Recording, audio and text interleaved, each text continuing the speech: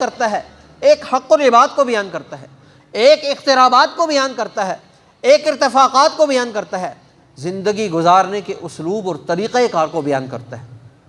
اور اگر کوئی آدمی اپنی خواہش کے مطابق زندگی گزارنی شروع کر دے، شریعت اس کی بھی اجازت نہیں دیتی کہ تو پابند ہے اقترابات کا بھی۔ اب ایک آدمی کہے بڑا مزہ آ رہا ہے، میں نے جمعے کے 2 رکعت نہیں پڑھنے، میں نے 4 پڑھنے ہیں، ثواب زیادہ ہو جائے گا، مجھے آپ بتائیں اس کی نماز ہو جائے گی؟ کیوں جی؟ حضور کے طریقے سے ہٹ کے اللہ کا حکم اور نبی کا عمل، دین تو یہ بنتا ہے۔ اور اگر ایک آدمی اپنی خواہش کے مطابق 1 رکعت پڑھ لے پھر بھی نہیں ہوگا، کیوں؟ شارع علیہ الصلوۃ والسلام نے جو حکم دیا ہم نے اس حکم کو ذہن میں رکھنا ہے۔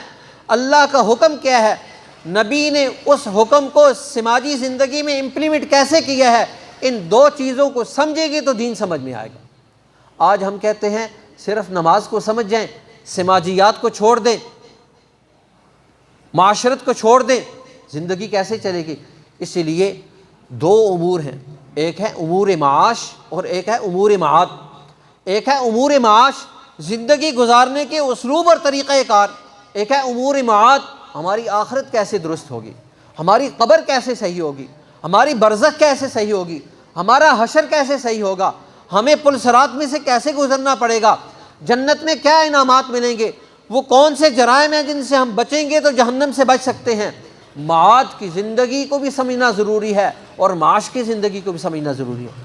اس لیے رسول اللہ صلی اللہ علیہ وسلم نے فرمایا، ایک آدمی اگر قرب اللہ چاہتا ہے، ایک آدمی اگر قرب اللہ چاہتا ہے، قرب اللہ کے لیے ضروری یہ چیز ہے کہ وہ ارتفاقات کی زندگی کو سمجھتا ہو، زندگی گزارنے کے طریقہ کار کو سمجھتا ہو۔ ایک نوالا رزق حلال کا انسان کو اللہ کا ولی بنا دیتا ہے، ایک نوالا رزق حلال کا۔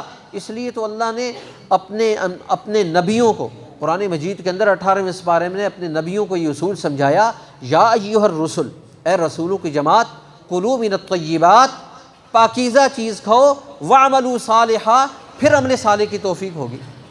اب رزق حلال جب انسان کھاتا ہے پھر انسان کے اعمال درست ہوتے ہیں، پھر انسان کے اعضاء درست ہوتے ہیں، پھر انسان کی زندگی درست ہوتی ہے، پھر انسان کی زندگی شرمندگی نہیں رہتی بلکہ شرعی اصولوں کے مطابق گزرتی ہے۔